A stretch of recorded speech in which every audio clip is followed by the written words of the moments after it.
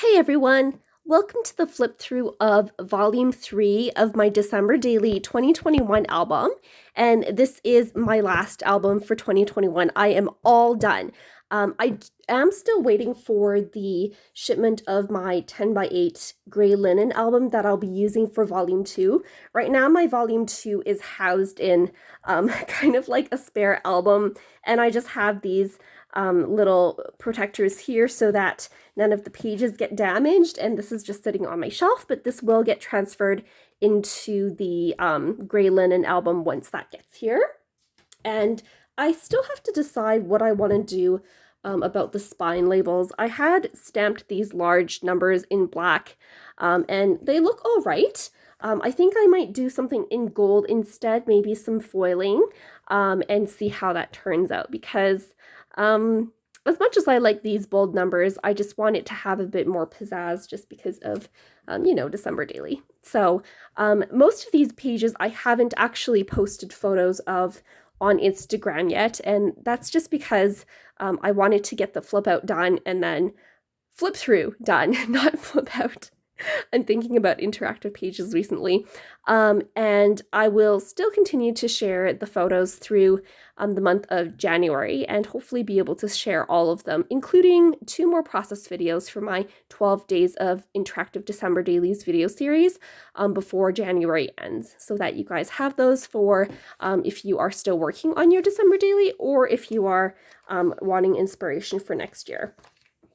So I'm starting out with my title page here, just with this Mary that I cut out from a digital stamp from the Paisley Press stamp set. And I just cut that out of laminated gold paper, and I really like how that looks. And this is one of the cut files that I had cut out. It's the, let me see if I still have it.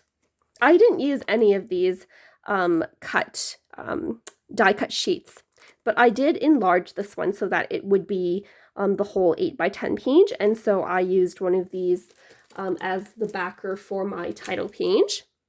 And these trees were Barbara's product play idea, and I just added some gold sequins with the gold thread that she suggested, and I love how that turned out for my title page. And then this banner is just cut out of one of the pattern papers in the add-on kit, and then I have the numbers from the December Daily collection as well. And this whole thing is backed on some vellum. It's just attached in a couple of places with some staples. I had done some stapling here to attach the tree into place, as well as on the tops of the trees, and I think that provides a nice opening for my kind of more Christmassy album, because this starts on December 24th. So for December 24th, this page I had used one of the foundation pages that I made during one of my Stretch Your Stamps December Daily videos. And I had stamped out the numbers in these die cut stars and used them as kind of like tabs to tell 3 different stories. I titled this one December Moments. And so this one is just going through our preparations for packing up for the weekend. We had so many things to pack up and lots of last minute preparations. I'll also note as well that these pleather hearts on the library card was an idea from Laura Wanzik in her product play lesson. And I really liked how that simple look kind of looked on my album, and I kept that consistent for all 3 of my stories for this day. And I think that's just a great idea for using some of the products that I hadn't really used a lot of. So I had a lot of the pleather hearts and 3 of the pocket cards, as well as quite a few of these strips and stars left over. So this was just a great way to use up all of those elements, just as kind of repeating things throughout this one page that I have.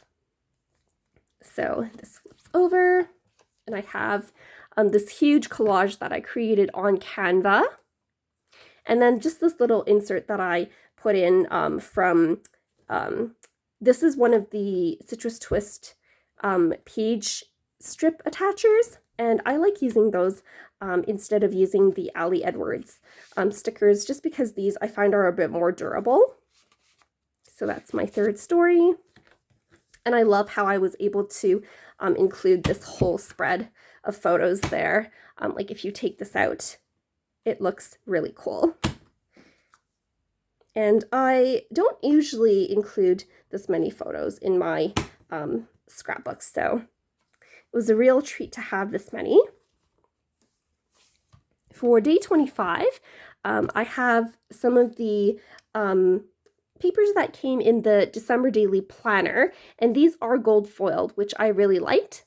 And I just kind of gave it a look of like 3 presents that I could open up for December 25th. So I have this pocket card here from the In a Creative Bubble journal card set, and that flips up to reveal kind of like my AM and PM documentation, and I do have an AM and PM sticker here. These AM and PM stickers came from the planner sticker sheets from December Daily, and then the strips as well as the hearts came from the sticker add-on. And here I have some gold elastic cording that I used to just make sure that these would stay shut when I wasn't looking at them. So it just comes out this way, as well as this way to reveal more photos of us opening presents. And then the elastic cord, where did it go? Just allows you to tuck it back into place. And then same thing on this side. This goes up. I did use some more stickers from the advent calendar as well to fill up that blank space. And some more photos there of our family dinner and games. And I just thought using this elastic cord as a closure kind of made it look like some presents. I know that some chocolate companies will have these elastic cords to hold their packaging shut. Here I used one of the 10 by 8 vellum pages from the December Daily collection, just as a kind of divider between the Christmas side of things and then the not Christmas side of things, although we did have some more Christmas spirit celebrations after that as well. I just attached a plain piece of vellum to this pattern piece of vellum with one of the label stickers, just because I felt like this background was a bit too dark for me to read the quote here, so I thought that was a good workaround. And then for the 26th, I documented our visit to my parents' house, where I did lots of baking, as well as got my white hairs dyed. My mom made me dye my white hairs, and then we watched a show with my family. This one was one of the circle die cuts that came in the die cut package. And for my journaling, I just printed out on some clear sticker paper the journaling to go on one of these 3 by 8 transparencies. And you can kind of see it a bit better if I have it on some like paper, and that just slides into a pocket here.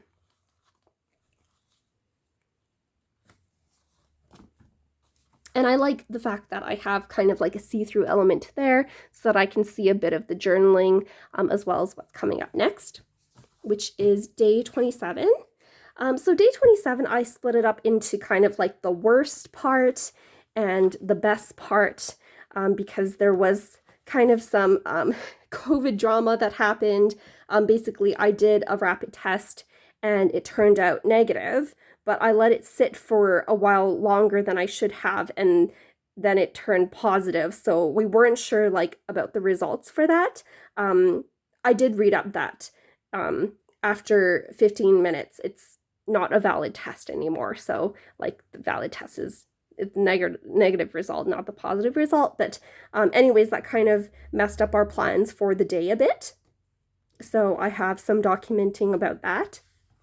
And these are just some of the 3 by 8 journaling cards, as well as the core cards. and some of the transparency hearts that I stapled to the journaling cards here. And then for my large photo, I do have an interactive element here with a swivel tab that opens to reveal more photos. And I know quite a few documenters do this in their albums. I think Sabrina Poole and Pam Baldwin have done kind of like cut photos and flip outs for their December daily. I just love the fact that I can include interactive elements in even with my large photos. And story 28 was documenting the story of my boyfriend's 32nd birthday. So his birthday is actually on the 28th, but we did do some celebrating the day before as well. So I do have some photos from that. And I do have a magnetic closure here to hold this vellum closed. And this opens up with a journaling card. I did some stamping with the large number set. And then I just added some gold puffy stickers from the Ali Edwards shop as well. And this flips up to reveal a cascade of photo mats that I created with these plastic frames. And I just have them flipping down to reveal different photos. So the first 4 flaps are documenting the celebrations on the 27th, and then the next 4 flaps are documenting our celebrations on the 28th. And I do have a bunch of blank space there. I don't think I'm going to do anything with that just because most of the time these photo mats will be shut, but maybe I'll stamp a quote or something like that if I'm feeling a bit brave. But yes, this vellum just keeps everything closed so that the photo mats aren't flopping around everywhere. And story 29 is about my Christmas baking. And this is going to be one of the process videos that I am going to post later on this week, hopefully, or at least by the end of January if I get to it. So I will have a template for how I created this as well. But this one opens here to reveal some photos of some of the baking that I did. This is a magnetic closure. And then this drawer comes out to reveal some journaling. And that just slides back in. And then I do have the oven that can open to reveal some photos in here. And my boyfriend kind of laughed because I had stuck him in the oven kind of metaphorically. But that was the only picture that I had of that cake. That's why he's in the oven. And so these just slide back in. And there's nothing keeping this closed, but I figured just with the one flap, I don't really mind if that's flapping around a bit.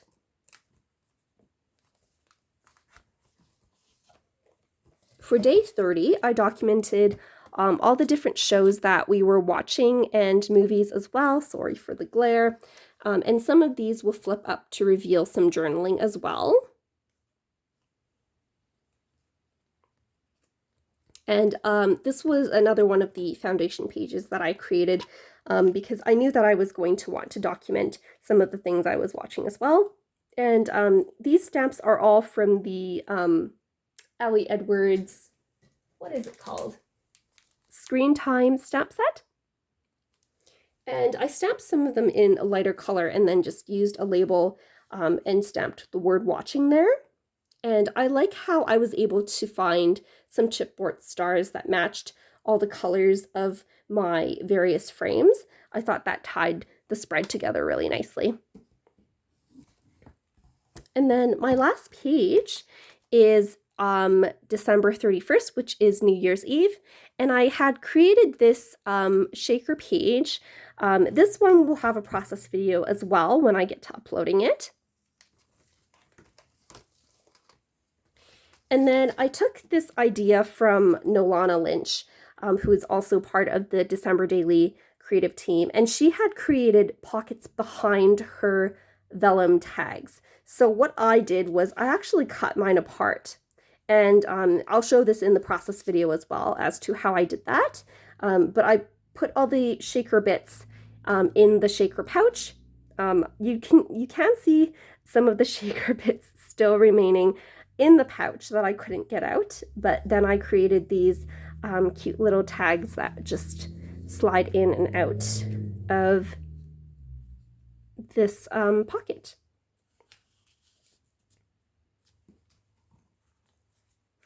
And then the last page for all of these albums is my December in Numbers page, which I did the stamping and the process video for this on my Stretch Your Stamps scrapbooking for December Daily is where I did the title, and then this page was done on the on my product play lesson for Ali Edwards. And since then, I've added a couple of tags, just doing some journaling for the various numbers I had recorded. And this one as well. I might do something to fill up this part later on if it bothers me that there's this big space there. And then I also added some canvas patches as well as this canvas word strip there. And that is all of my numbers. So in total, I took 386 photos during the month of December, which I don't know why I have 381 there. I'll have to change that. I'll have to go back and change that. But I averaged about 12 photos a day, and there were some days when I didn't take any photos actually. And then on the day of December 27th, I took 75. So that's how I did for December Daily. And that is it for my album. So if you have any questions, feel free to leave them in the comments down below. I will try to upload these process videos for this shaker page as well as the oven page as soon as I can. Other than that, I don't think I have any process videos for any of these pages, but if you are interested in how I made these, you can feel free to let me know as well, and I can always kind of walk you through it. Most of these aren't like that complicated to make, so I should be able to explain them online. And I hope you enjoyed all of my videos so far, and thank you so much for watching.